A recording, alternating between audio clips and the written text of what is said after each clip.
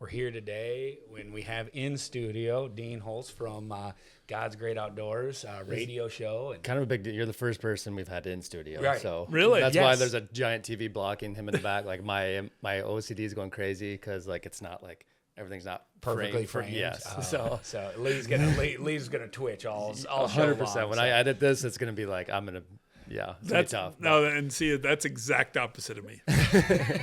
It's life, move forward, and you know. So I was just say, I want to start this off with Dean. You live in the northern Michigan, the UP. Yeah. What area? Menominee County. Menominee. We're on the very south end of Central. This is a hard thing to say in Lower Michigan. We're near Green Bay. Oh. So are you a cheesehead? We're Packer fans. Wow. Yeah.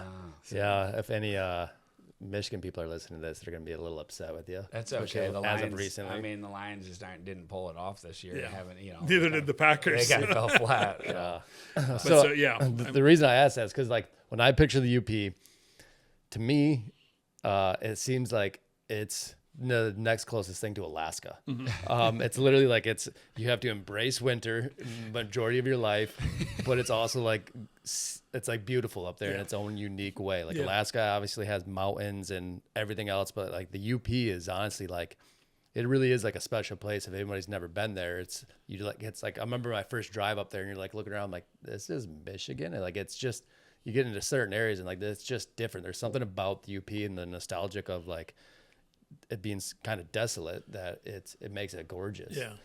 You think of UP, and when I think of that, I think of hunting camps. I mean, because that's what people 100%. picture. And you picture before the bridge was there, the cars lined up to get. I mean, that's what people. So that was before my day. Oh yeah, mine too. So mine too. But you see the pictures. Yeah. My grandpa, so he built that cabin in '56. So we got a camp up by Big Bay. Yeah. And so we have a bunch of pictures of them tailgating before the bridge was there. They would sit there and line up all their cars, and they would tailgate and hang out, waiting for the ferry to take them across. And they would sit there, and it would take them all day. Can you imagine? There was a lot of people drunk by the time they got on the Oh, absolutely. Yeah. No, there's no doubt. It was dirt on in the UP. So as soon as you got across the road, nothing was paved, and it was dirt, and they would just It's still all dirt, isn't it? My brother lives in Fort Lauderdale, Florida, and he sent a paper clipping. It's probably been 25 years ago now, and it says, "Upper Peninsula, Michigan, finally has indoor plumbing." Well, and what it was they had finally put indoor plumbing in a wayside. But that was the first time we had that. 'Cause it was all outhouses, the wayside. So it was people have a picture of the UP, and there still are some areas like that. Yeah. You get up around the rural parts of like Houghton County, up near Houghton, Hancock, and I mean, one of the best engineering schools in the world is right there. Yeah. But you don't think of that. You think of the Outback. So do you know? I don't know. I think the name of their band was Da Youpers. Oh yeah. Do you Actually- the 30-point buck? yeah. The classic. Actually, we went one time. I was turkey hunting, and they camped right by us. A group of their guys, and they were just in conversation. They were the funniest guys you'll ever meet in your life. Like I can't imagine you have to be funny to sing those songs. Oh, Like, yeah. to think Yeah. of those songs. Like I mean, I made my daughter listen to it actually like a couple weeks ago, and she just kind of like looked at me with like a blank face of like, what is this song? But I love it. There's still a radio host up there. I don't know his name, but he's got just that heavy Yooper accent. Oh, yeah. And I don't. And so every time we're always surprised because our radio in that camp still has like the big D batteries in it, and like because we use it just for camp, and so you show up and it still works every time, and it's like, how many years is this thing gonna work for? But like it's always set to that station, and then whenever that guy comes on, it's just like there's like this warming sense of joy in my heart just to hear. I'm like, Well, it's like true deer camp. Like Yeah, everything it just about makes the it. UP is deer camp. yeah, I miss And it. it Some is. people live there. Yeah, there still are schools that close down the first 2 days of deer season in the UP because it's such a tradition. Yeah, a couple big rapid schools do. Yeah, It's a it's little silly. and I was raised. We had a hunting camp, and it was something. Did you go further north? No, it was the same place. Okay. But it was actually my dad was raised on a. Today we'd call it a hobby farm. Then it was survival. I mean, 2 cows and a pig or 2 that they would slaughter, but the cows were milk cows, and they used most of the milk to feed the pigs. It was a that was a way of life. So we ended up, he bought his uncle's camp, which was an old log cabin, and it was caving in a little bit. We used it for a few years, built our own camp with our own, I was young, but built a big fireplace. And we were there in the fall. We were there every weekend. It was 18 miles from our house to our camp. But that was, the church used it. Our camp wasn't the traditional UP hunting camp. There was no alcohol in it. But there were guys from church that would come out and hunt with us, and it was used for hay rides for the youth groups. And but back, it was kind of like driving up your driveway here. It was back in. We didn't have neighbors around, but it was it was traditional UP hunting camp. It was used for ministry as much as it was anything, which was interesting. Yeah. Mm-hmm. But we all piled in there. One time the cops came in because my brother had got hurt in a football game, and my dad left right afterwards, and he ended up getting bruised kidneys, ended up in the hospital. Cop knocks on the door, and someone yelled, "Come on!" It was after dark, after bedtime. And he comes in and he said, "It's wall-to-wall kids," because we had kids laying all over the place on the floor, and the big fireplaces burning and glowing, and great memories. Was it deer hunting back then? Is it kind of similar to what it is now? No. See, if you go around, every field has a stand in it, like for rifle hunting. And back then, when I saw a stand in a field somewhere, and I thought, what are those people doing? Because we were back in the woods. It's a weird spot to put a house. I grew up. Opening day, we would drive 25 minutes back in or onto a spot, get the canoe in the water, and we'd canoe down the river. Nobody else was doing that. We'd canoe into this area where nobody could get. And now that's kind of a common thing now to get away from. And we would kill a lot of bucks. Back then, we just, if you got a buck, it was a big deal. Nobody was caring about trophies. But we killed some good bucks. Was the deer herd or the population pretty decent, or it was decent, and we killed a lot of bucks. We probably killed as many or more bucks than anybody around, and we killed a lot more big bucks than now it's coming back around because the guy's managing, but we didn't have nearly the hunters, so your deer got a chance to grow older. But you shot any legal buck. And we, buck pulls were, even back then, that was a passion. I just loved the end of the day gathering around the buck pole and hearing the stories. But the hunting, I would say, is better now than it was then. A lot more deer in our area. I mean, I'd say this, Linda probably doesn't want anybody to know, but she saw 16 or 19 bucks opening day of deer season this year. But managed lands. Linda, I'm sitting in your tree stand. I'm going to come with you. Linda and I did a brand new lease, but it was right up against a lease that I had for 38 years. Oh, wow. And this is 400 acres right next to it. And there's a little field in there. She's got a stand. Stand was already there. We fixed it up, cleaned it up, and she's overlooking this 7-acre field with swamp all the way around it. And one night we said, hey, you know what? This is October, and I haven't bow hunted in a while. I got arthritis and pains in my shoulders, so I said, let's just go have a date night. Let's just go out to the stand. So we brought some, the blankets and put them on the shelf in there and put our food on there, and we sat for the evening. And I forget we probably saw 15, 20 bucks that evening in the field, and these potato fields or corn? No, alfalfa and corn, okay. Mostly. Actually, believe it or not, there's a lot of soybean fields around us now too. And then rotate out. So then we get winter wheat, and that field was a volunteer wheat field that they had harvested. But Menominee County is much more like this area than it is the rest of the UP. Let's say, how much further north do you have to go until you get into big timber, get out of the ag scene? About 2 miles from my house. Oh, so we're right on the line. Okay. We're about 20 miles south of the snow belt, or where you get in the lake effects off Lake Superior. We rarely get lake effects unless we get a southeast wind coming up from Chicago right up. Lake Michigan is 20 miles from us. Lake Superior is 50 miles cross country, straight line. So we're right on the edge of that, and there's really good hunting all around that area, and the quality is getting better and better all the time. Is there wolves there? There's a few wolves there, and I see them. And we had tracks this year, and Linda and I found a wolf kill in October, actually, or early November. but we don't have a lot. Have you seen like one while hunting? Oh, I've seen lots of wolves. Oh, really? Yeah. I mean, over the years, lots. You know, Yeah. one or two. Linda and I saw 3 one day. We saw a black, jet black, a pure white, and the grayish brown one all together, which was awesome to see. Awesome. Yeah. Awesome. Yeah. Have you ever seen a wolf in the wild? Yes, yeah, up there. And I remember the first time I ever saw one very vividly because I was with our hunt camp partner up there, and he's like a second dad to me. And so it's him and I driving down the 2-track together. It's just the two of us. I don't know where my dad, where the rest of the guys were, but the two of us are driving, and he's driving the truck.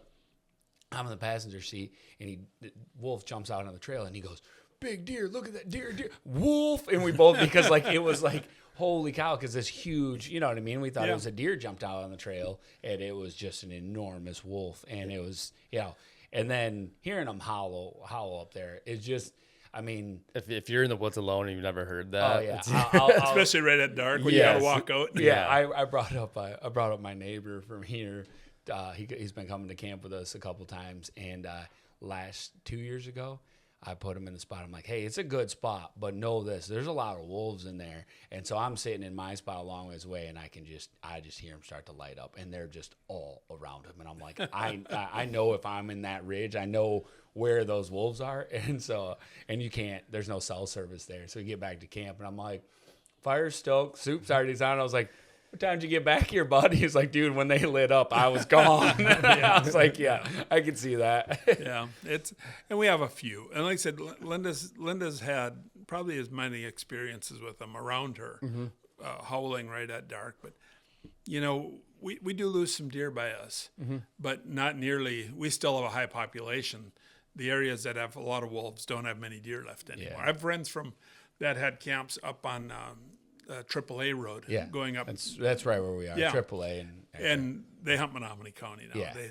They just bought a camp. They sold their camp up there, bought a camp, and just to have some deer to hunt. yeah, it's wild because 3 years ago, so 2020, 2021, and 22, we killed deer up there that were decent deer, and it's like I feel like the wolf cycle, and I've not done the research. I have no reason to believe that other than the fact that we will kill deer, and then the wolves all seem to come back in. We'll see wolf tracks all down the 2-tracks and everything like that, and then we won't see deer for about 3 to 5 years, and then they kind of move on and they go somewhere else because They've eaten everything. and then the deer population comes back up, and then we kill a few deer, and then the wolves move back in.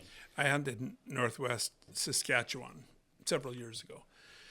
In that area, there was decent deer numbers up there. Of course, they bait pretty heavily, around. But they had, they would say the wolves come in.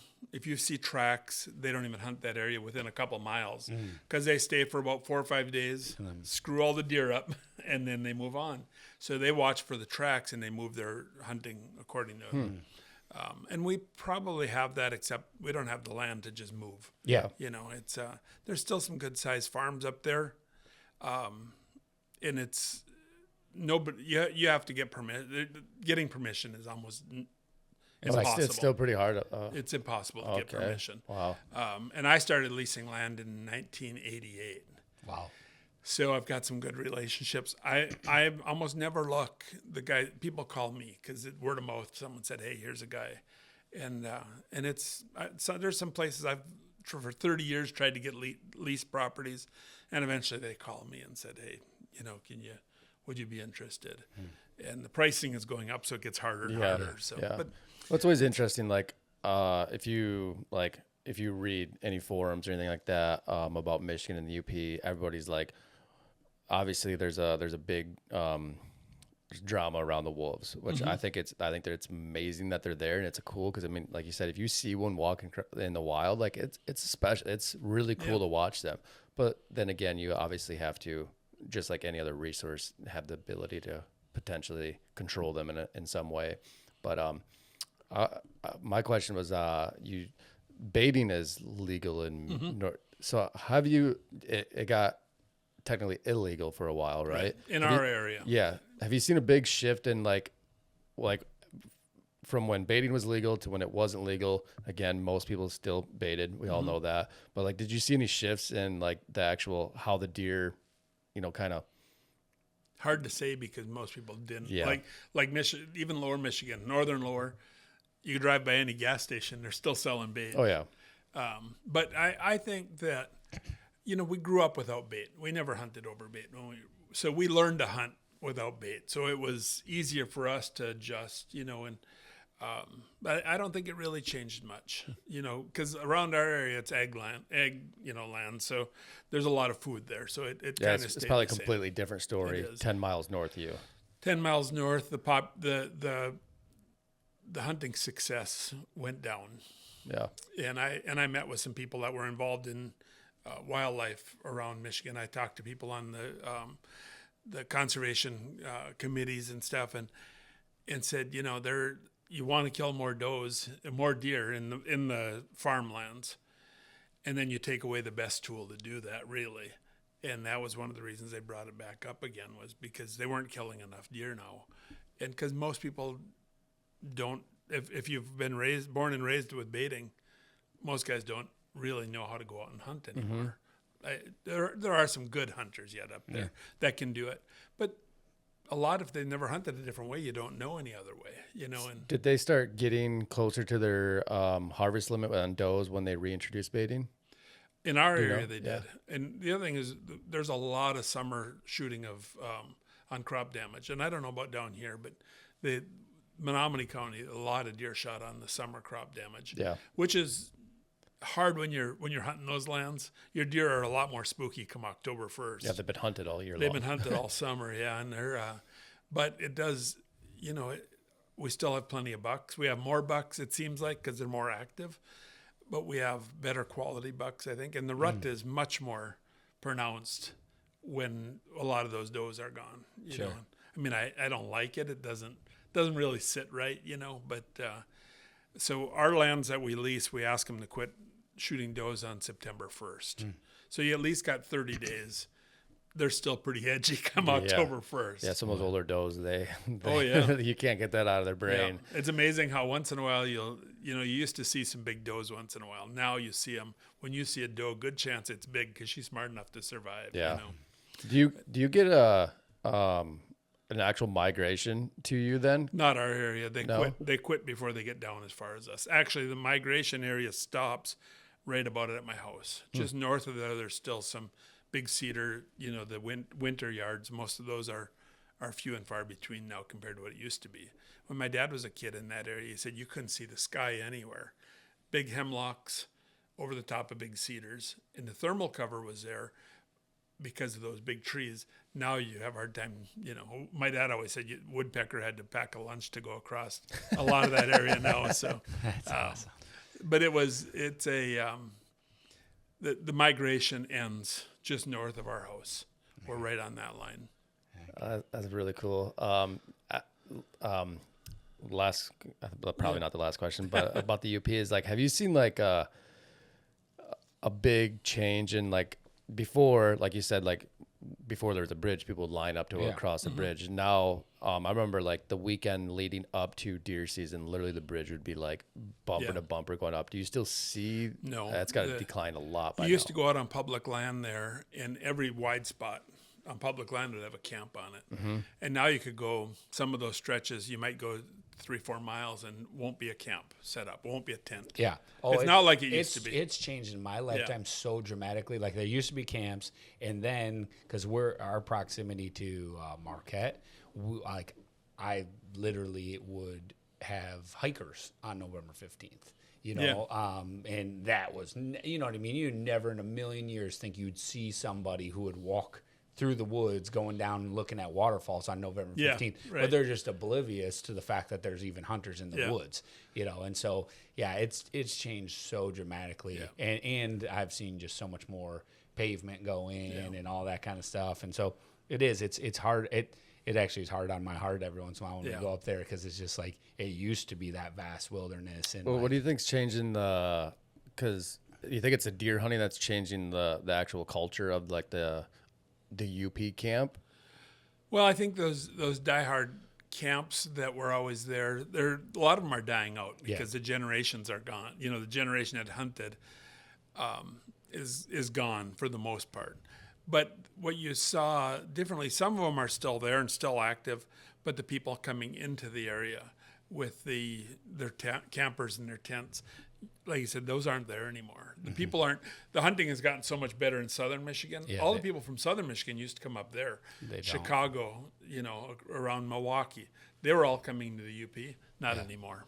It's not. I mean, there's still a few, but not like it was. Kinda, like I love the fact that hunting is getting better. That people don't like have to potentially like go there, but like it's also sad like the idea of the UP hunt camps kind of fading away. I mean, like my parents owned a cabin in the northern Upper Peninsula, and like I would go there, and it literally was nothing to do about deer hunting, but it was just camaraderie, fellowship with your family, like hanging out, and you could just had beyond amount of acreage that you could just go and walk. I think I saw one deer in the UP ever while there. But it was exciting. And it's kind of sad to kind of see that trickle away over time. It really is. Yeah, it is. And for the locals, they like it that way. Oh, I'm sure. Yeah. You have a lot more places you can hunt. And if someone's willing to get off the road by a half a mile up there, you're not going to see anybody, in our area. Yeah. It was, from a hunter standpoint, like it kind of came and it's come in waves, just like the wolves. Like you see a year where all of a sudden there's a bunch of hunters, and then you see a couple years where there's not. I always tie it directly to the economy too, because it's like when the economy is doing good, some people will travel and you'll see all the jerky stands and all the smoke shacks and all that kind of stuff. After 3 years of a good economy, they all get a facelift and they get a fresh coat of paint on them and all that kind of stuff. And then all of a sudden, you have downturn, and all those places are ghost towns, and you just don't even, because you just don't have the summer vacationers either, and so they don't do as well. And then it just all kind of trickles with it. But it is something that I've tried to learn from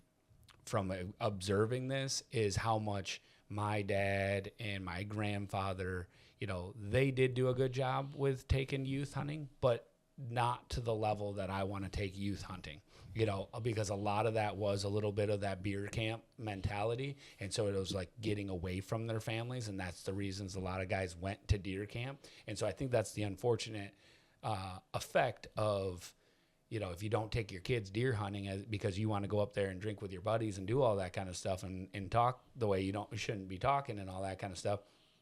Well, it's not going to pass down to the next generation because you didn't bring them along. And so that's why I think, unfortunately, a lot of those camps just don't have many guys going anymore, is because they didn't bring the kids. They weren't part of it growing up, and Right. ours was different. Yeah. Ours was different. It was the kids were there. Matter of fact, as there's 5 boys in our family and a younger sister, and everybody hunted when we were younger. But we would, at our camp, when deer season came, we would have a crib in there, because we had our kids there as babies. Yeah. We put an indoor toilet in because our wives were there. Yeah. And we had to go pump a 5-gallon bucket full of water to dump Put it in the bag. But it changed. But we were always, as kids, the focus was really on us as much as anything. I remember riding in the canoe down that first day. And now it's, in the UP, it could be 10 degrees. I was gonna say, is there open water on an opening day in the UP? on the rivers? But you can imagine. I couldn't imagine this today. But I remember my dad putting 2 or 3 of us in the canoe. Oh my goodness! Paddling us down in the dark with kids. I mean, Yeah, you could flip that. yeah. thing. No I way. would never. My wife would be like, absolutely not. Yeah. Right But now. that was a way of life for us. And worse yet was you had 3 or 4 people in there, and you put $2 in there, and we would paddle back up the river. One year it was frozen for opening day, and we went and checked it the day before season. I said, "What are we going to do with my?" And I was probably in high school then. My dad said, "We'll just have to walk down the ice on a river." Can you imagine putting your kids walking down? You got a young one, walking down the river. My dad said, "We'll separate by 20, 30 feet." Well, the young ones are probably safer. The dad that's, up front. that's true. Although I was probably 180 pounds in 4th or 5th grade, so so I was always probably my brothers are all your size, so I wasn't the safe one. But if one of us had gone through in the current, there was nobody there to help pull them out because you're 20 feet apart, because you're spaced out. Yeah, but and you'd be walking in the dark, and you'd hear a pressure crack come up the river, and you hear it coming way up, and go right past you, and you thought you were going down. And we drag bucks like that. But it was, I love. We've got some buck pull pictures of groups of bucks with a canoe Hanging on. standing up cool. against it. Yeah. And I remember when that went away, because we had this place, we called it the Peninsula. And there was a big creek, flooded creek up one side and the river up the other side. And my dad had a stand in that Narrows. We had 2 stands. And that Narrows was probably 200 yards across. And one year we went in there. We never went in until the week before. We didn't bow hunt in there at all, but the week before rifle season, we'd go in, make sure everything was okay, pile another old burned out stump on top of your pile, because that's what we hunted on, you know, and clip a few balsam limbs, you know, and even then we'd clip balsam limbs. My dad was a good woodsman, and we'd take a little dirt and rub it on those. So if somebody happened in there, they couldn't see exactly where we were. Wow. And one year, the week before season, we go in there and get up on the little knob where his stand was, and we looked down. There was a 2-lane gravel road going by. My dad had hunted there for probably 30, 40 years. And I've only seen my dad cry a couple times in his life. He sat down and cried on that stump. So that was kind of the end of an era. I think he went in there one more year, and he killed a buck. These guys drove by on this. It came in through a camp, so it wasn't an open road, and they went by him, and they're all kind of laughing at him. They're pointing and laughing as because they can see him. I mean, he's literally 10 yards off this gravel road, and they went by, and they went back in the Peninsula. They must have bumped this buck, and an 8-point. It wasn't a big 8-point, little 8-point come out. He shot it, and when they come back, it was laying just over the edge of the road, so they couldn't see it. My dad just smiled and waved as they went by. We picked up the chunk of pine stump that he was on, and I mounted that rack on that pine stump, and it hung on the wall forever, because that was the end of an era. I mean, there was I don't know how many bucks he killed off of there, but lots. First day, almost always he killed some 130 class bucks there, which, you know, but those are 4 or 5 year old bucks. Oh yeah. So it was a special time, a special way to hunt, and I miss that. There's lots of times I just want to throw a sandwich in my pocket and go in the woods. Yeah. You know, or an apple or whatever, because my mom would bake these, we call it monster cookies. You know, they're this big around, and you'd have a couple of them in there. And we never sat all day. We would be back by about 11 o'clock, because my mom would make fresh cinnamon rolls. Oh yeah, I'd walk back for that. Caramel rolls, you know, with the opening morning. So you wanted to get back for a caramel roll, and we didn't want to come out. We usually came off of that peninsula, and we'd hunt close to camp after that for the afternoons. And then we started making drives after that, after about the 3rd day, and they were all just still hunt drives. Yeah. I was going to say, how do you do a drive in the UP with still big timber? Well, in our area, there's lots of rivers, so we drive, you know, along a river. My dad had grown up there, so he knew where the deer went, and he taught us young, and we killed as many bucks driving as you did posting. Oh, I miss the old-fashioned deer drive. Oh yeah, we just still hunting quietly. You know, my dad always killed bucks. Yeah. And you know, I knew a lot of other camps that the kids were always the drivers. You know, the guys that say, but that wasn't the case. We all took turns, and my dad would enjoy but I remember the last couple times we did it, and that was after I had leases late in season. We would go and make some drives. And I remember, and we had a lot of doe permits, but I remember one time Linda and I gave my dad for Christmas an old 32 Winchester Special in a Model 94. And it was a way pre 64. I think it was made in like 1947 or something like that. I still just passed it on to my son at Christmas. And we had doe permits, and I said, we're gonna put you out. He wanted to kill some deer. And I had lots of doe permits on that farm. So I put him on this little spot, and he was getting older, and I walked down, and came in, and I got partway in, and I saw 3 tails going, and they're going towards him, and just get up and the other ways, and I hear bang, bang, bang. So I get up there. I said, at least he got shooting. I said, did you get anything? He said, yeah, there's one laying there, there's one laying there, and there's one laying there. And he was like a little kid. You know, I miss that. And that old-fashioned drives are... that's a social thing as much as it is. Absolutely. And I missed that. Yeah. I miss, you sit all day long, you don't have time to visit. Yep. Yeah, I remember it would probably be like the 3rd or 4th day of season.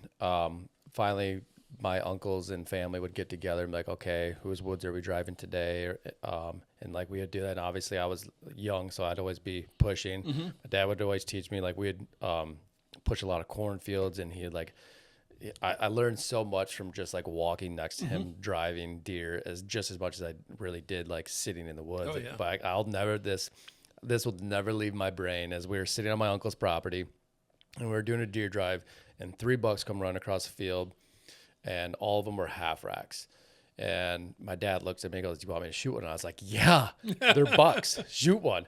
And so he shot one, and he dumped it full tilt across the field. He dumped it, and I took off running as fast as I could. Like, I mean, he no high fives to him or anything. I was just like, You want I to was get to so the buck. jacked. Yeah. I just took off running. Like, that will just never leave my brain. And like, even when we first started hunting Iowa, that tradition was still like very strong, and like it would be 15 minutes on opening day of shotgun season. All of a sudden, that everybody's starting to call each other, like, where are we meeting up to start pushing deer? And this was like when it changed in Michigan already, but it was still very strong in Iowa. And like, but that was like on a different level, because you'd push a little tiny 10-acre piece of woods, and like there'd be like 4 140s running out. And like, oh my goodness, like what is happening? Like, amazing. Like I miss it so much. But those guys, like, that's what like I struggle with, is like, everybody would love to hunt bigger, more mature deer, but like if you look back at the best times, it really had nothing to do with how big the deer was. It's like, how do you, like, I'm so curious, like, how do you find the sweet spot in that? That's a good question, and I've written about that, some articles and stuff. And I said we miss out on the real heart of hunting. Now harvesting, we're still on that, and these bucks here, this is what we all want. But you can only do that. You can't do that every year even. I mean, it's getting better where you can, but we miss out on the sharing in the harvest. We miss, I mean, when you got a family group or just a group of friends around, you miss that with the way hunting is today. Yeah. You really do. It becomes more about the score than it does the...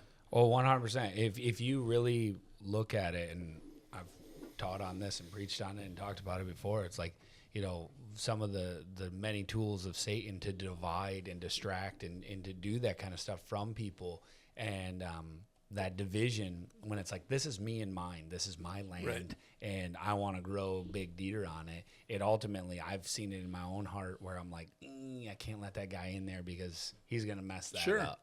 For sure. And then I'm not going to have a chance at that deer. He's not going to have a chance at that deer because I just know the kind of hunter he is and all that kind of stuff. And so it just really, really divides and separates people, because like, really what's the point is, coming together and having a good time. But and as you talked about your dad, I remember vividly my dad, him sneaking and me right behind him as a little kid, snapping a twig. Oh.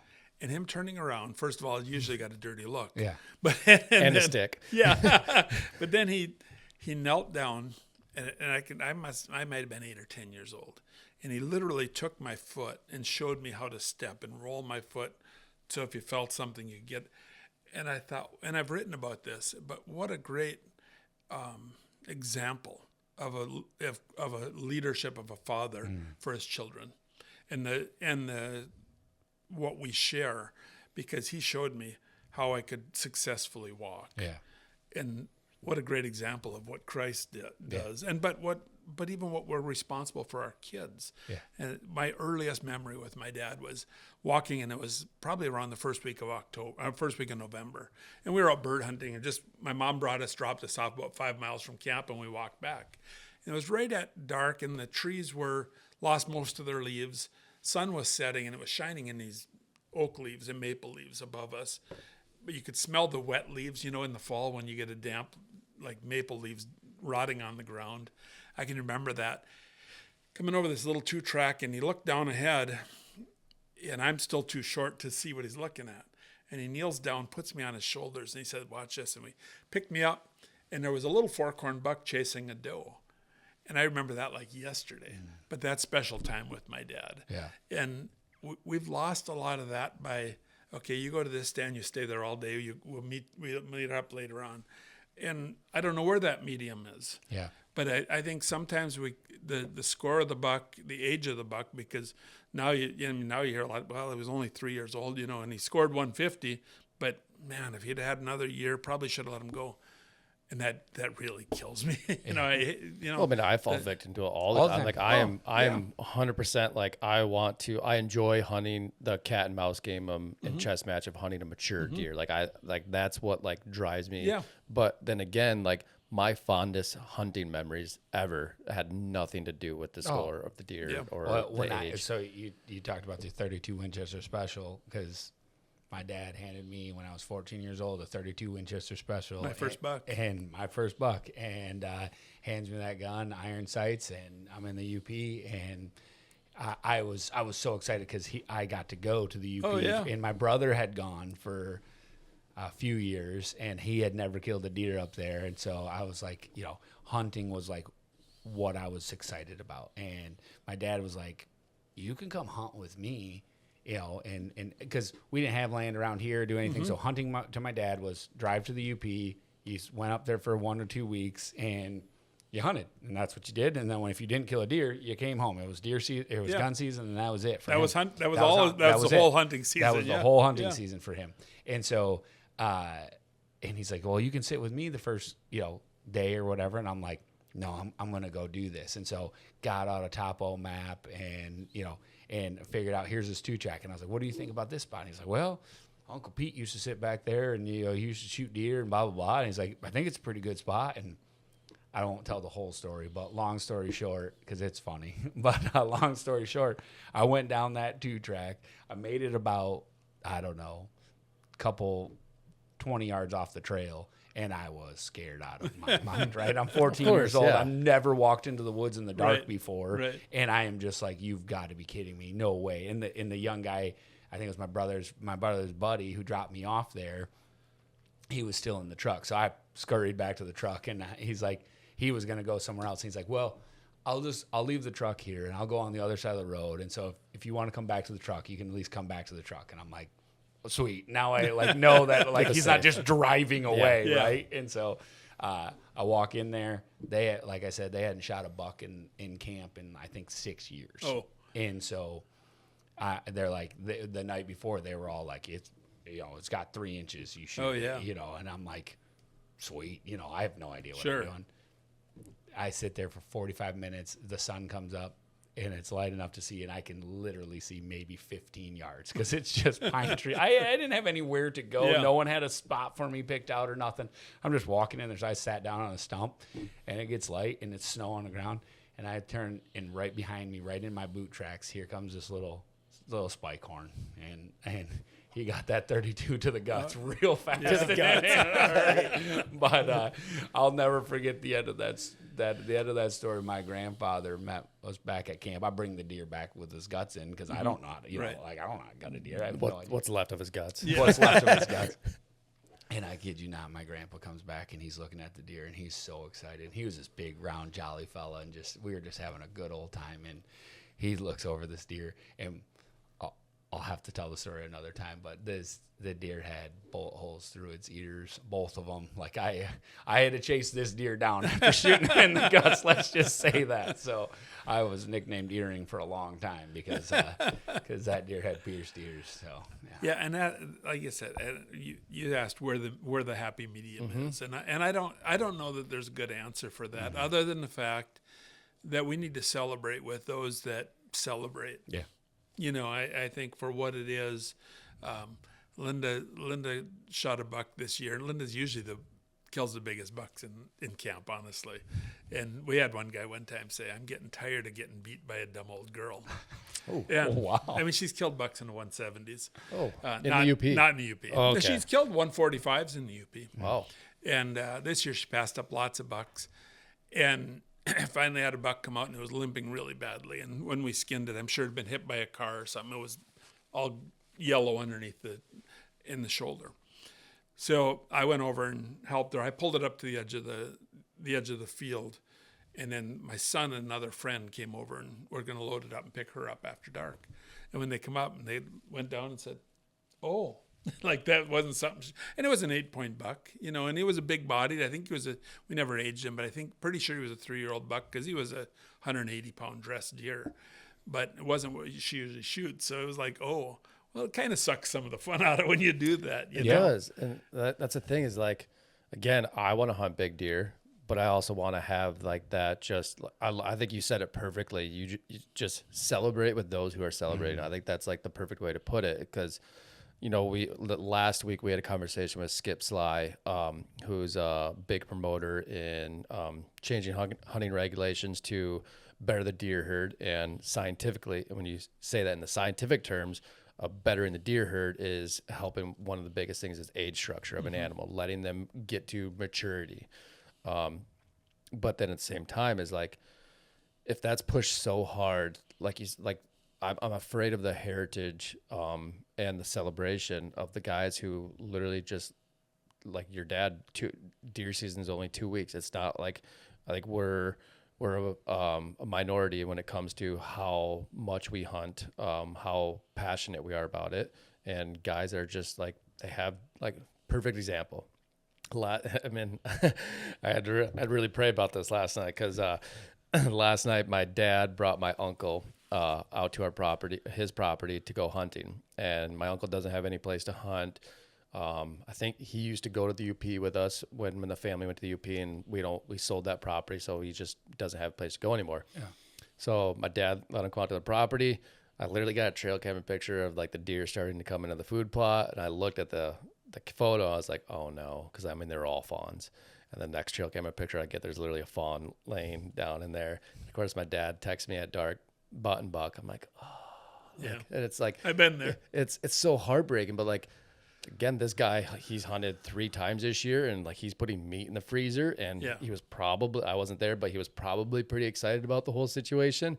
So like, how do you find what is the right answer for that? Like, and I think it often comes back to our own convictions and our own hearts, because at the end of the day, and I say this all the time, is like we will all individually stand before the judgment seat of the Lord, and it's not one of us gets to go with each other and all that kind of stuff. And so, but if we don't listen to the convictions of our own hearts and have a conscience, and we've seared our conscience because we care more about what people think about us than we do our own selves and what God thinks about us, we ultimately end up on this vicious cycle of just having to prove and perform. And so where some guys are like, well, I can't do this because, somebody's going to worry about it. And then the pendulum swings the complete opposite way, where it's like, well, no guy's going to tell me what to do and blah, blah, blah. And I don't care. And I'm going to hunt and blah, blah, blah. And it becomes this abrasive, I'll make my own rules and no one's going to tell me what, And so it's like, I just see it. It's 2 ditches on either side of the equation. But at the same time, like, following our own convictions and just having joy and being thankful to the Lord. If you've switched and you move yourself to this place where you're just like, ooh, yep, I shouldn't have killed that deer. And I've done it. I mean, I've killed deer and been like, dagnabbit, I shouldn't have killed that deer. And then I sat there and stewed on it. And it's like eating me up in life. And it's like, why? Right. What for? And what does that get me? And it is. You think about it, it's like, oh, next year he would have been that much bigger and that much better, and like I could have chased him then, and it would have been more exciting. But it's like, what am I really after? Right. That. It's the experience. It's really a heart thing. Yeah. It really is. And I will say one other in that realm. My dad died. Great Christian man. I mean, he had a lot of flaws. Trust me. And raising 5 boys. And there was a lot of issues, but he loved the Lord. Died of cancer over 10 years. And we knew he was in his last fall. They had given him 6 months to a year, and he made it 10. Through a lot of prayer, I believe. But he's in his last year, and it in the fall, and I set up an 8x8 blind carpet, 2 heaters in there, because his friend, actually one of the most loving men you'll ever meet, sat with him, helped get him in there. Put a porta potty in there because he was, it was tough. Yeah. And I said, Dad, you shoot whatever you want. And he said, you know what? I don't know why. He said, I'd like to shoot one more deer in my life. And this is November 15th. And I take my grandson and we go out hunt somewhere else. My mom calls me like 9:00, 9:30 opening morning of season. I thought, I got to answer. So I answered. She said, have you heard from your dad? I said, no. And she said, well, he forgot his phone at home. And Jerry, his buddy, forgot his phone at home. So she's sitting at home really worried about him. And I said, Mom, I'll go check. So we pick up and we go, my grandson and I, we drive by the camp at the time, which is now our home. And his truck is backed up against the garage. So I know that there's a deer hanging in there. So I go and I look, and it's a button buck, which we never do. I mean, it's unless it's an accident or something. So I go inside, and Jerry's sitting reading something, and he just kind of nods at us, and I look, and my dad's still all in his wools. He still has his sorrel boots on. He's curled up on the sofa, and he was 210 pounds when he got cancer, and he was down to 100 pounds, and he opened his eyes, and he picked up his head, and he said, I shot my last deer. And he laid down and went back to sleep. And afterwards I said, Dad, you go shoot all the button bucks you want. He said, because he had said, I'm sorry, it was a button buck. I said, Dad, you go shoot whatever you want. That was November 15th. He died on December 12th. Wow. So at that point, when you consider it, what difference does it make? Yeah, exactly. It's you say, well, that's a buck that we could have killed 5 years from now. That buck may have been 10 miles away by then, One thing when we first met, you told me, and it's resonated with me ever since, is that you've said God knows exactly who's going to shoot that deer. He knows the life of that deer just like he knows the life of us. And so it's like what he knew that was going to happen before, and that, and that's where it's just been resonating on my heart. It's like the struggle that we go through, whether it's we shot a deer that we didn't want to shoot or whatever it is it's all part of our journey to finding him. Right. And so it's like if we let go and surrender and say, hey, you're doing a work in me, and it might be a work to grow in my hunting career, and it might be a work to just reflect and say, I need to set hunting aside for a little bit and really, focus in on what really matters. Yeah, and we can come up with somebody that shot something we wouldn't have shot, or shot something that was on your property, and for 2 more years, what he could have been. You see something that's got little drop tines starting, and split G2s, that in a couple of years what he's going to be. But it's how we react to that, because we can either really build somebody up or we can really tear them down. Right. And I think that's with the same mouth, we praise God, in the same mouth we curse. And, those are things that we have to be careful, because that deer doesn't make a world of difference in eternity. And that's easy to sit here and say, but when somebody's done it on your property, in reality, that's 2 weeks ago when my dad shot the deer, or myself in Kansas, this year in Kansas, I had a little ground shrinkage when I walked up to it. And, it's funny that you said it can ruin it. And I let it ruin it the rest of my trip for me. Cause I was I was down to myself. My buddies were still hunting. I'm like, they're going to shoot a big deer. And I'm just here with this little 8-point, what did I do? And then it did take away from just because the whole trip I went into it with the mentality of I haven't gone on a boys hunting trip with because I've been in the industry working through this season for so long that it kind of got away from just going on a trip and enjoying it with friends. And, I 100% let that happen. And it wrecks everything. In the end, here's what, and I'll even say I did this with the Packer game 2 nights ago. What difference will it make in my life tomorrow? Unless it's a world record that you're going to make $1 million off of, what difference will it make in our life tomorrow? But really, at the end of the day, too, though, even if you do make the $2 million, the $5 million, or whatever, and that's where the Lord really got a hold of my heart, was defining success. Yeah. And so I asked the director of the ministry, Set Free Ministries, a long time ago about okay, if I'm going to get involved here, I need to know what success is. And he looked at me and he said, it's faithful obedience to the Lord. And so I said, all right, if we can balance and I can come and do this and help whatever with that mindset, that it's faithful obedience. It doesn't matter if you win, lose, you fail, something happens. It's instead of asking God why, but what's happening here? And that's whenever I can step back and say, what am I needing to learn here? Because I'm in this situation. I shot the buck I didn't want to shoot. I shot the 2.5-year-old 10 that's gonna be a giant. What what am I supposed to learn here? And let go. Like, or whatever that is, because it's each individual, again, it's each individual's journey. There's something else that he's showing us. And that's what's wild is I don't believe in coincidences at all. Yeah. And so I think there's always something that he's telling us through our actions and through our activities that we do. Yeah. So. I agree.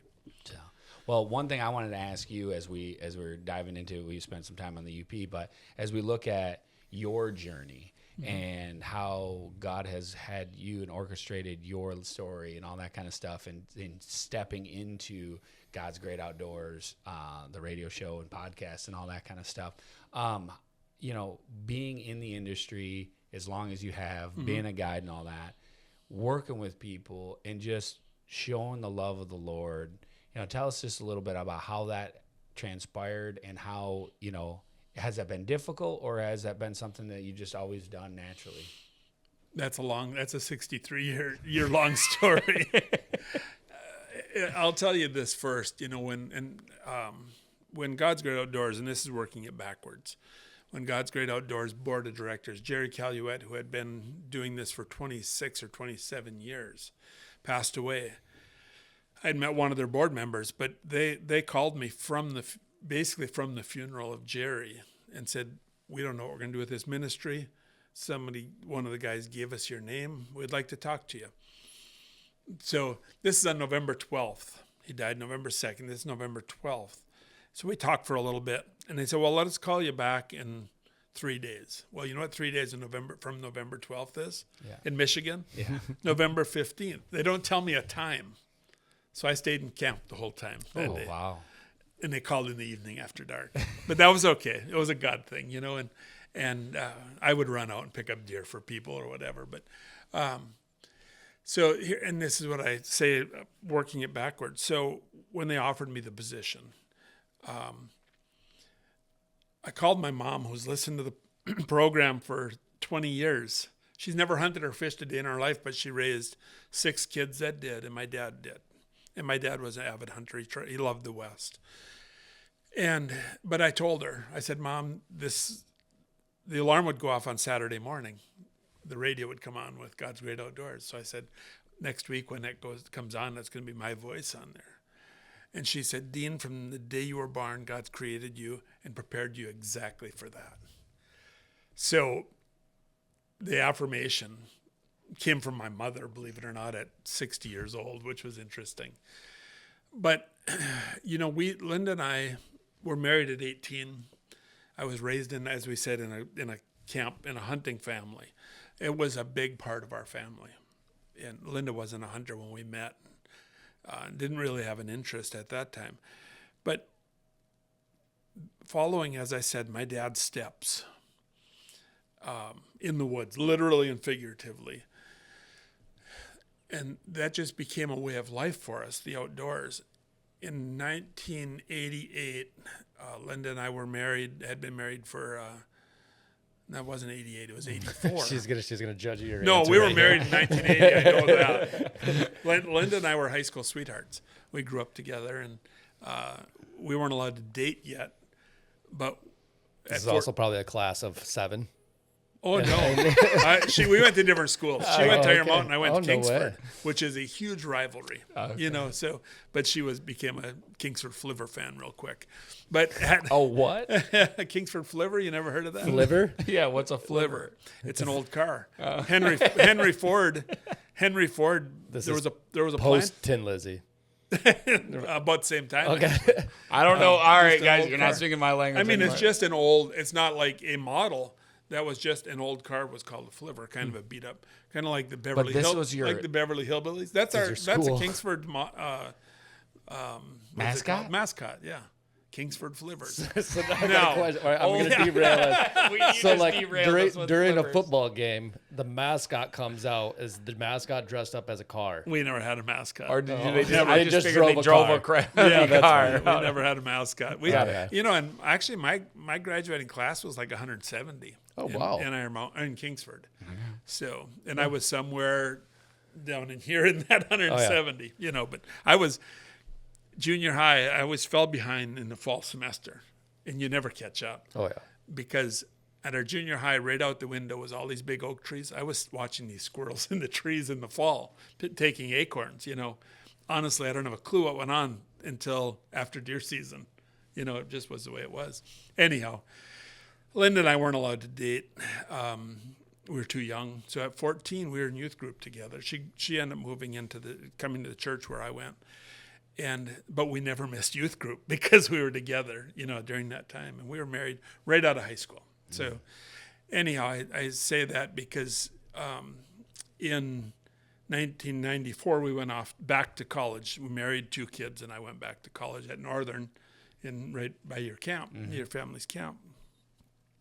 And from that point on, actually, when I was 3.5 years in, my dad and my brother, who I worked for in construction, came to me and they said, we'd like to start a guide business for you.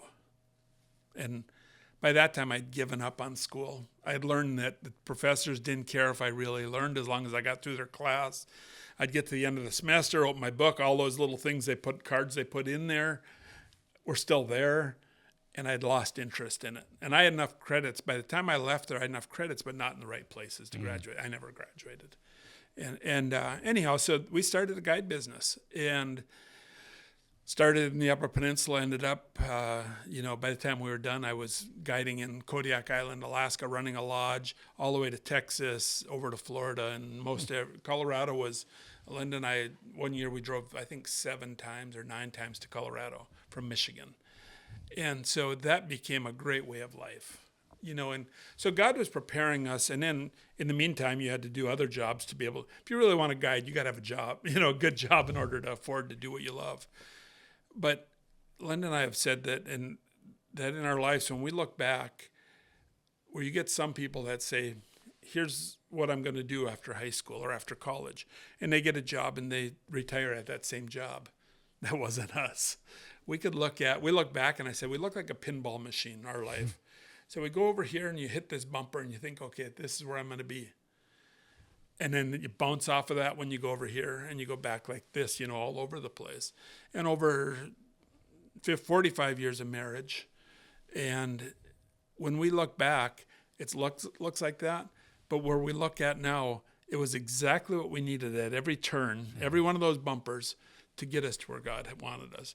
I was 60 years old when I knew exactly where God wanted me. And I think it's permanent. The other day someone said, do you have money set aside for retirement? Not much. But my plan, as long as I can do this, as long as I can record, as long as I can write, because I write every day, my plan is to do it until Christ returns to get us, which I'm sure is, well, my hope, not my sure, it's soon. Or when I pass away. So it was a lifelong thing. I wrote for several national magazines in that process. Buckmasters was, and their other magazines was a big part of what I did. But that was just sidelines. I worked construction. I did whatever I had to do what I wanted to do. And I think so many people miss out on opportunities because they say, this is what I'm going to do, and they stick with that their whole life. That wasn't our life. Through those beginning stages of, I'll call them your beginning stages of life, your guiding, going everything, how was at that time, did you see like God working through you then? Or were you just thinking like, I'm living the dream, I'm going hunting every day, like this is... Yeah, I was sharing the gospel during that time, so I saw God working in there. But my life wasn't always where it should be. I mean, that's no different than anybody else. And sometimes that's a day by day, minute by minute thing. Sure. Yeah. And there's sometimes where it's a year long, but it's coming. And I tell people this, one of my sons that's just really turned his life back around after 20 years. But I said, the difference here, and all of us are in that position. But I said, it's how long we step away before we turn back. Because every time you take one more step away from where you should be, it's harder to turn back and put your life in. So yeah, and actually, just quickly, probably about 12 years or so ago now, and my dad passed away, and Linda and I were trying to decide what we're going to do. Did we keep our camp? Because it was really owned by my mom and dad, and it was Linda and I were in theory, part owners of this. We had paid a lot and done a lot of things. Long story, but it didn't end up that way. When my dad died, it was supposed to come to us, and it changed everything. We decided, what are we going to do? And we decided everything we're going to do is going to be ministry, including the guiding. And if it's not, we're going to quit. And every year we think maybe we should quit, because it's a lot of work to do what we do. And we hope to break even every year. We don't do it as an income. We do it as a ministry. Every year we're gonna quit. Maybe we should just quit.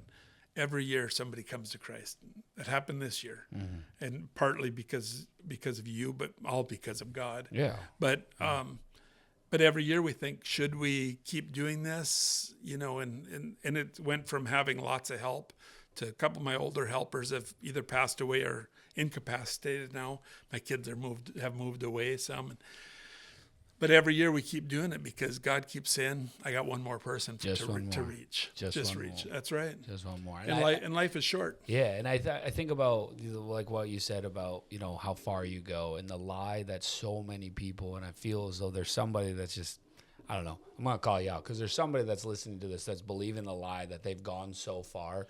But the truth is, and sorry I get emotional about it, but the truth is as soon as you turn around, God is always right there. Oh, yeah. He's not abandoned you. He's not forsaken you. He's not looked at you. We've just turned our back. We've walked further. But if you just turn around and embrace him, he's right there. But it's harder to turn around. Well, it's because the longer we stay. Right. It's, you sear your conscience and you do those kind of things, you'll just justify, you'll keep moving. But just know the truth that he is right there, and all you got to do is turn around. Yeah. And we do that. That's, again, sometimes it's minute by minute. Yeah. And sometimes it's a year, if we truly know Christ, we know when we're in the wrong place. We know when our life isn't right.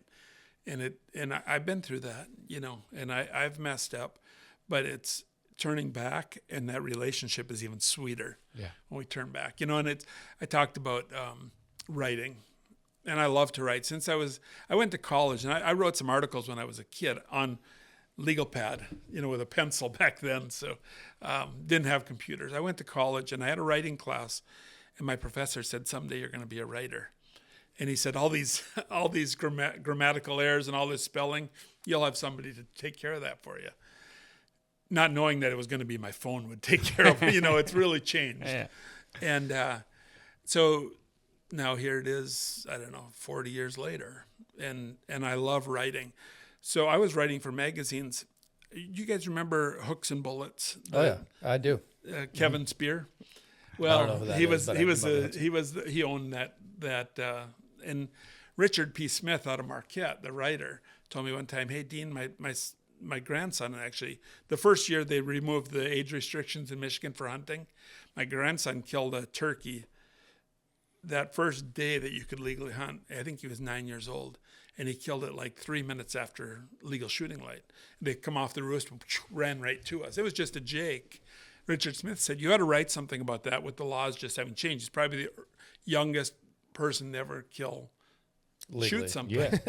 Legally. Yeah. Right. Kids have done it, I'm sure, but, so I wrote, well, that was a lot, I'm going to say my dad never did that. Of course he had 6 kids, 5 boys, so you couldn't take them all, but we never did that. My dad just really thought morally we had to, but everybody, that was always going everywhere. But it was, you're going to have to edit because I forgot where I was going. Oh, you're good. You're good. You were telling us about the turkey, the 9-year-old. Oh, yeah. So anyhow, Hooks and Bullets. So Richard said, you need to write an article and send it to Hooks and Bullets, Michigan Magazine. It was a free magazine at the welcome centers and gas stations and such. So I did, and anyhow, it's the only time I ever wrote for Hooks and Bullets. I sent them one magazine article. Ran into the owner of that magazine years later at the Traverse City Hunting and Fishing Expo. And he's just down the way from me, and so I talked to him, and he says, Dean, how come you don't send me anything anymore?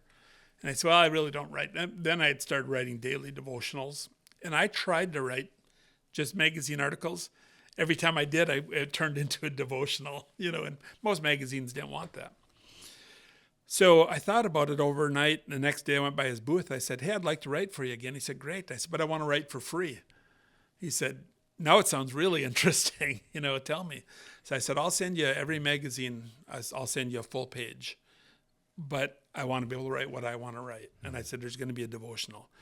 And Kevin didn't know the Lord.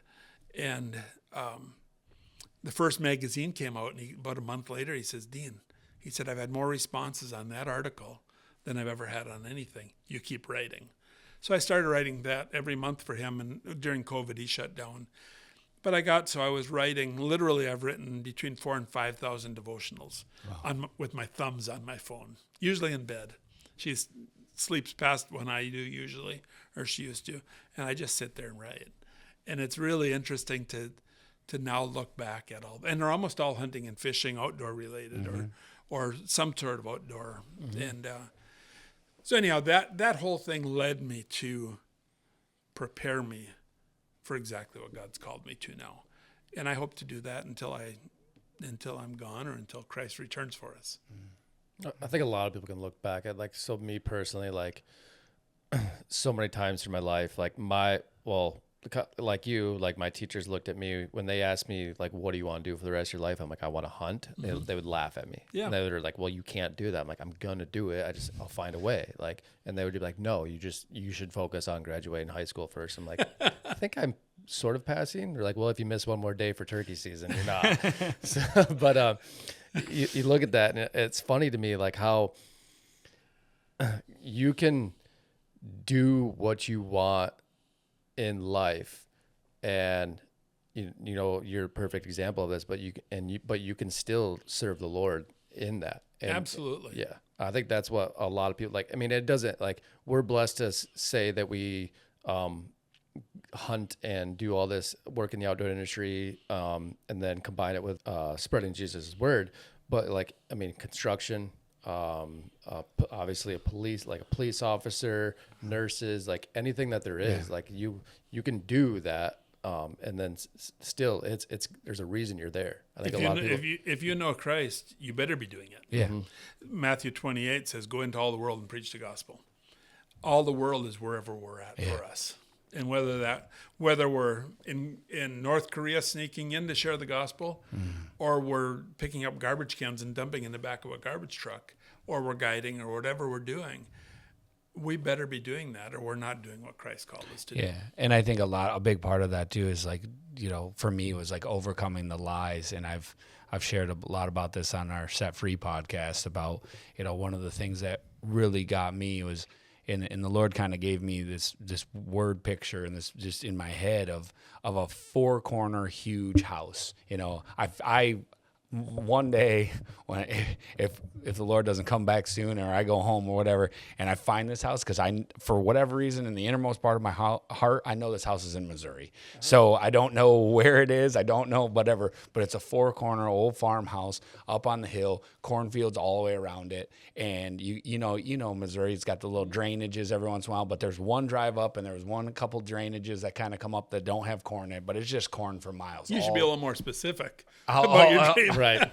Oh no, I can see this thing. If I could draw, I've thought about telling it to AI, because I know it can. Right. I can't physically get it out, but the picture is the 4 corners of this house.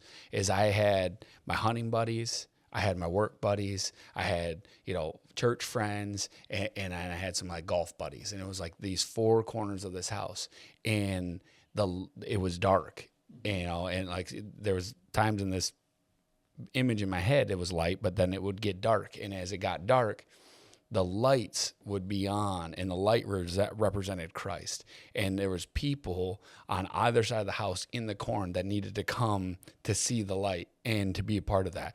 And as I would be a certain person to one group, those lights would turn on and those lights would turn off in the house, and they couldn't find the light. And so it was like the lies that I needed to be something different to other people, and to just be me the way that Christ created me to be, and just to love people that way, and just to turn on all of your lights and let them truly shine, so the people can actually, like, just see you in all of those moments. But fear of man is actually, for me, for the longest time, is what turned off the majority of the lights. Mm-hmm. I didn't want people to believe or think this way about me. And it was all about, back to I'm going to shoot this buck or that buck or whatever. Most of the time, those motivations are based on somebody else's opinion, not their own. You know what I mean? And so it's like, but fear of man, of what people thought of me was number one why lights would turn off in my house. And so I'm done thinking that way and looking at life that way. It's just, no, he's created us and designed us very uniquely to be a part and a member of his body,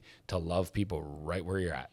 I think we think back on Paul saying, I can be all things to all men, because, and that I always thought that meant I'll be different. Yeah. But I'm not. I'm all things to all men because of Christ in me. Yeah. And that's, I love what I do. I love to do this type of thing. I love the writing. It's a 7-day-a-week. It's not a job.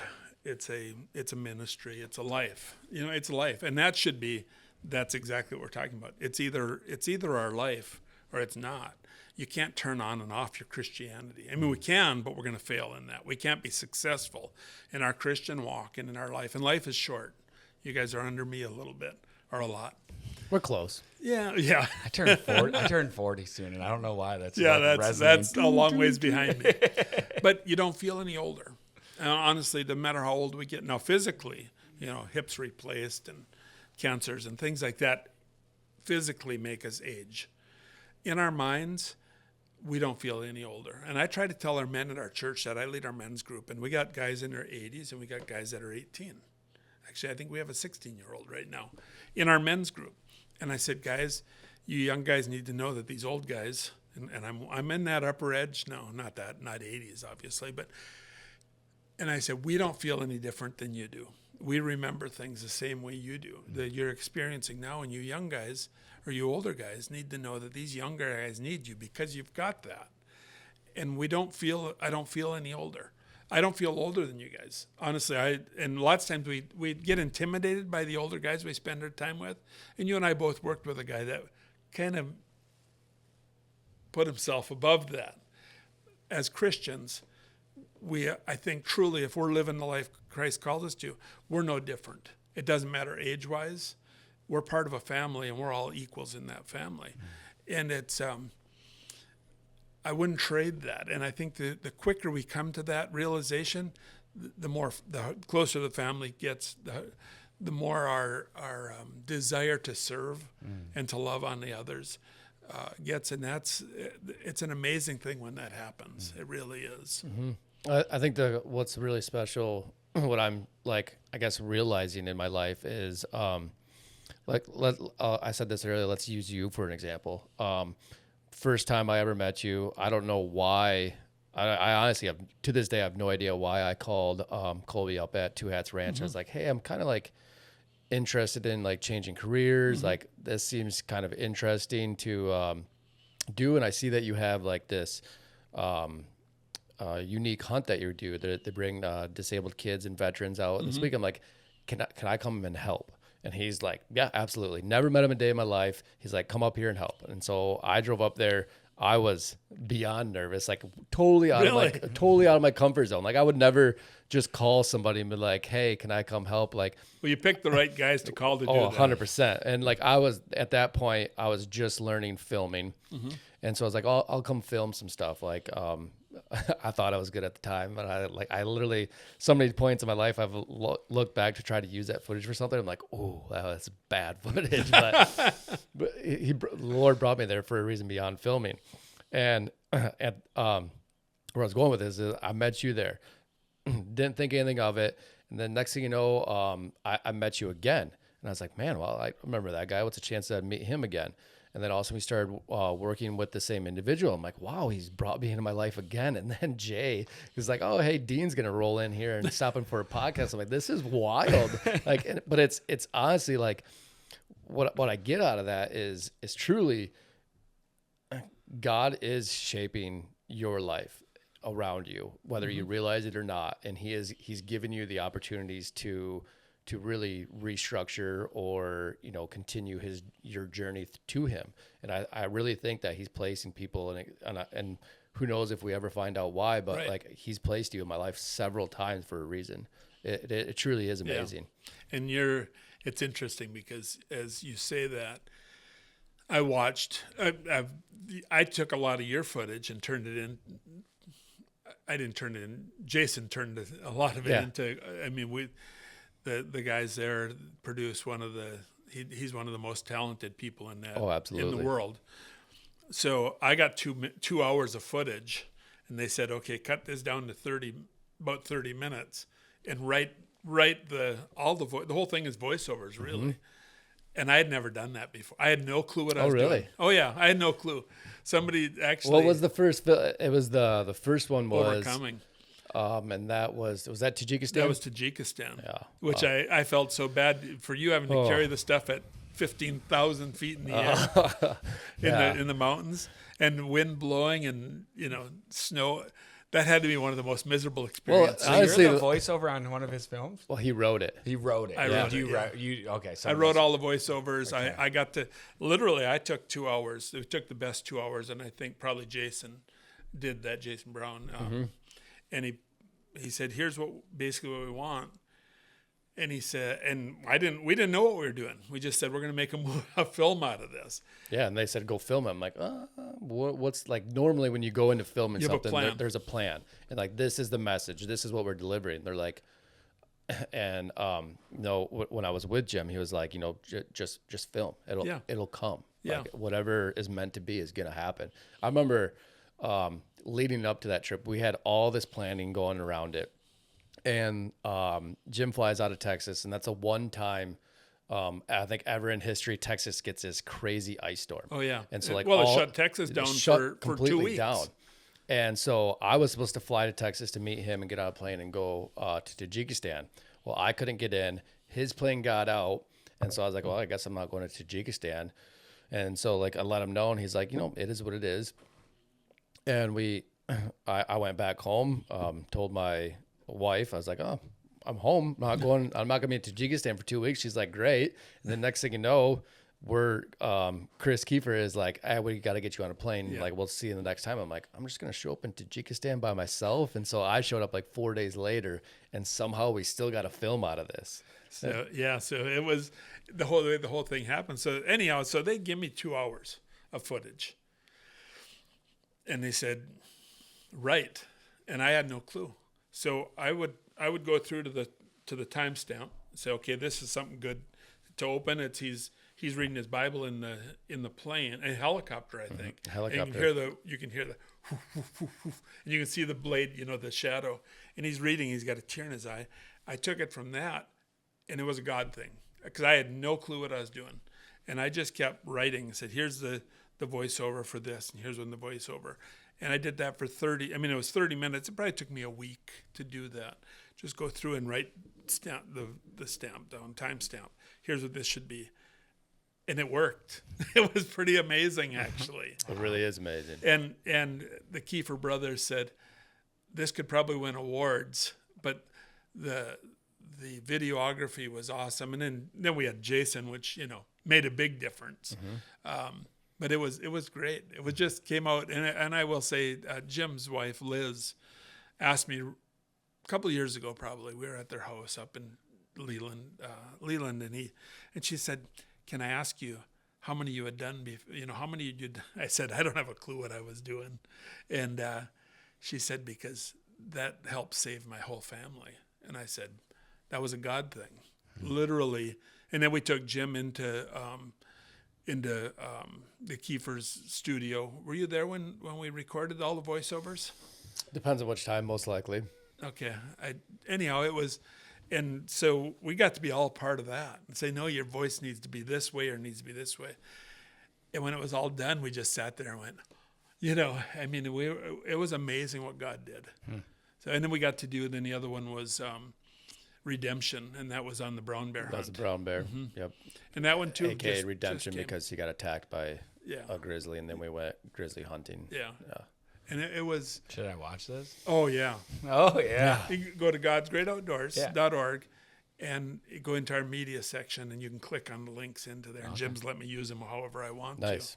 And I encourage anybody to, like, if you like hunting and you want to get some fellowship out of it, and yeah, you said God's Great Outdoors and then media. Like I Yeah. highly encourage Yeah. watching those films.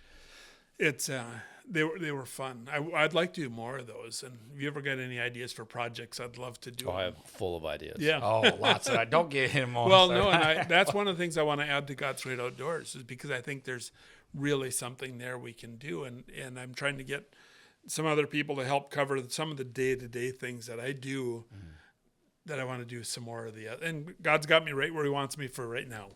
But I'd love to, maybe that's something we can work together on and do, because I always look at it this way.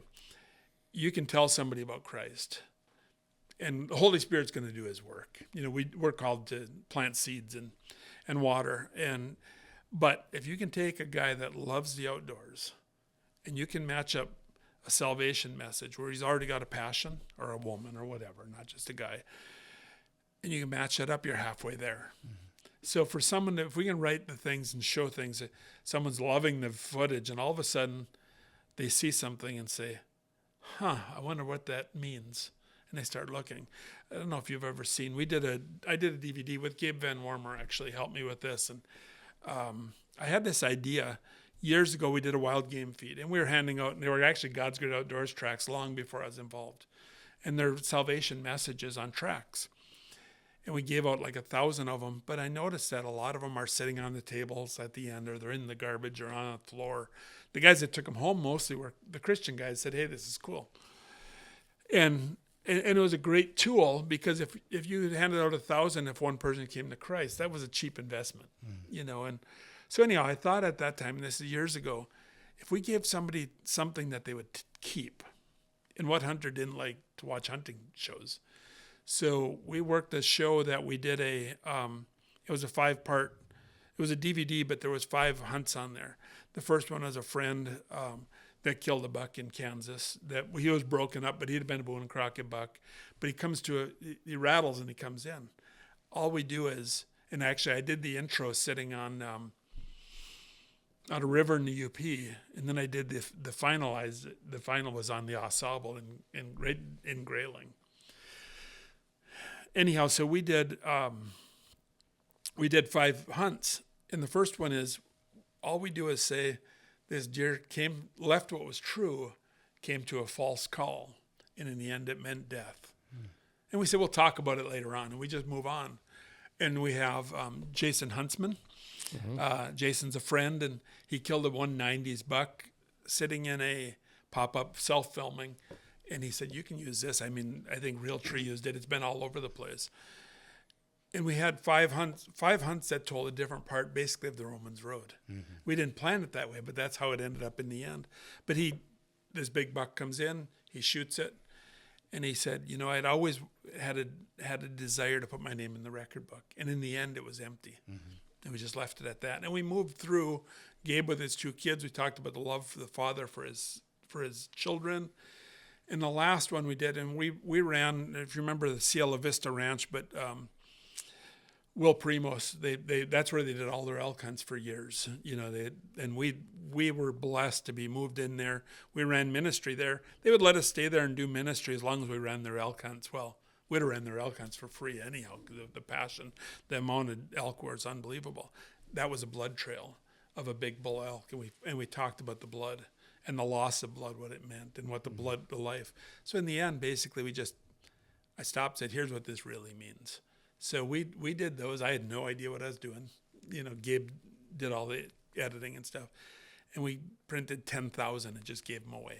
You know, and they're, of course, nobody uses DVDs anymore. You know, it's a professional cover and everything else. And I want to do more of that kind of stuff. I want to do more of, because again, you show a hunter, a serious hunter, someone that just has a passion, doesn't matter if they're serious or not, something like that, all of a sudden they get it. And I think that we have that's what I get to do every day. Yeah. You know, it really is what I get to do. Yeah, I'm not a great public speaker, but every once in a while I get the tap on the shoulder to do like a sportsman's banquet or a dinner and stuff like that. And you're on my list. And it's and you know, I'm not this charismatic, crazy speaker, but I just truly believe that like you said, just making those correlations and making those connections between. In my favorite is access. You access the land and how you get in on and off the land, and what is our access to the Father today. And Jesus Christ paid for that access today. He did for it in eternity, but I often say, more importantly, he did it for today. Because if we live for eternity, you're living for today, and so like that whole piece of just like, I'm an eternal being. Yeah. Heaven starts now. I don't have to wait till I That's die. right. Eternity starts the day we come to Christ. It's eternal life is then. It's immediately. You're going to live eternally whether you want to or not. It's just where you're going to spend it. That's the bigger difference. And so it's like we all have that path. It's just, and so that's where, loving people and seeing people the way that Christ sees people and just changing that whole perspective. So I love what you're doing with it. Like, I wish I had my hands on one of those DVDs. You still got one around? They're on the website. Okay, you can get one there. No, he wants the actual DVD though, because Jay's the only you person want the that hard know copy? Oh, dude, he gives me so much grief. Look at my DVD player over there, dude. Linda, send Jay a DVD. I'll order it. I just want to check it out. We still have a couple cases left. Actually, I was just talking to Merle Fredericks from Christian Bow Hunters of America, and I told him we had some. He said, I'll take all you want to get rid of. He said, we'll just hand them out to people. I said, that's what we made them for. Yeah. And it was just an idea one day, and the very first time we handed them out, we got a call. My pastor stopped me in church. He said, hey, and I just moved to this church because we had moved from physically had moved. Yeah. So we started going to this new church I had spoke at. And on Sunday morning, he said, hey, we really need to get together and talk. And that's never sounds like a good thing when your new pastor tells you that. He said, it's a good thing. So the next day he said, I got a call from a pastor down near his home where he had grown up. And he said, he had a woman call and say she had a 50-year-old son that they've been praying for, raised in a Christian home, but had never come to Christ. And so she's telling the pastor this and said, my son called me and said, Mom, I accepted Christ last night. 50 years old, he's got cancer. So they're really urgency to do everything they could as parents to see your child come to Christ and spend eternity in heaven as opposed to hell. Mm-hmm. And she said, well, how did that happen? We've been praying for him for 50 years. And he said, somebody handed me a DVD, a hunting DVD, and I watched it and it made sense. So, I believe that maybe that's the reason that we keep coming in each other's lives, because I think that the more of that we can do, and now with the media today, I mean, you can get it everywhere, at the push of a button, it's anywhere. Mm-hmm. And I believe, so that was the very first time we handed them out. And we've had lots and lots. When I would sell one of my books or whatever, we'd throw one in there and we'd get, hey, I watched it. And I think, who's ordering my devotionals that doesn't know Christ? But they were. And I had guys go, hey, I got that last night. Thanks for the DVD. I watched it last night and I prayed the prayer at the end with you. And I mean, it seems like a big deal. We get shocked. So why are we shocked at what God does? I mean, he's doing it every day. Mm. And, I love my life, if you can't tell. I love what God's doing. And, we felt a connection. I did, from the time we met. And I felt, it's funny because I've always wanted to run into you again because you're very, I've got to work with your footage and I've watched it. And you're an amazing, talented man for what you do. I mean, I don't know that there's anybody better. And for God to be able to put this stuff together and use it. And who knows where it goes. Yeah. But we've got to be open to that no matter what we do, because he's got a reason that we're here together today. Amen. Well, good deal. Well, it was awesome hanging out with you this morning, and I'm just super grateful to that, Terry, we got to shout out to Terry Gross. Terry Gross put us together years ago and stuff like that. And so that's been a fun roller coaster, and it's been a good time to get to know you, Dean, and just spend time with you. And I love your passion, and we do know that you love your life, and because it's a gift, and and so it's really awesome. So thank you so much for coming in today, and we really appreciate you and all that you're doing. Yeah. So when people say I'm living the dream, usually it's in a little bit tongue in cheek. Sure. But I'm living the dream. Sure. Yeah. Not that it's easy every day, but I'm still living the dream. Mm-hmm. Yeah. And that's the message that I preach on a regular basis or teach and talk about. And really whenever I'm preaching or teaching or talking or whatever, it's just really for my own brain to hear it. Because, you know, most of the time I just have to, you know, that continual of renewing your mind of what Christ has called us to do is that I have to renew my mind and change how my mind works. It needs to be reprogrammed. You know, the heart was transplanted, but now the mind needs to be reprogrammed. And so sanctification. Yeah, and so walking through that of like just realizing that, like, you know, I say these things so my own heart can hear them and my own mind can hear them, but it's like, you know, let's go on to love. Let's encourage. And that's where, like, you know, taking it back to the deer hunting stuff of like guys shooting a deer that isn't something that maybe we wanted them to shoot or whatever. I'm going to encourage them and we're going to have a good time. We're going to celebrate the harvest. I think of Boaz, you know, like we're going to celebrate the harvest and here's where we're at. And this is what we got today. And so maybe we make changes for the future and we learn from it and grow, but we're going to celebrate the harvest and have fun. So it's going to be good. Every time I think of Lee, I think of Jim struggling for air going up that mountain, and I think of you got to be there holding that camera steady, and Jim knows this, but he's not the easiest guy to work for all the time either, you know, and he and I have discussed that, but that was used in a lot different way than most of your films, but I think I'm called to keep doing that kind of stuff. And I think maybe that's the reason we're here today. You know, honestly, I feel God has given us each a gift. And I think that we're to use that for his glory. Amen. And I mean, it doesn't mean that we're not out doing the other things we're called to do. But if we're not doing it for that, then we're doing it wrong. Yeah. I'll end on this. Just to let you know, when I was filming Jim breathing for air at 16,000 in elevation, my whole mindset was, this guy is much older than me and he's made it this far. I got to act like I can do it too. They've asked me to work out with him and Sal, that was pastors, and or Chris, and come work out. I said, I'll just watch.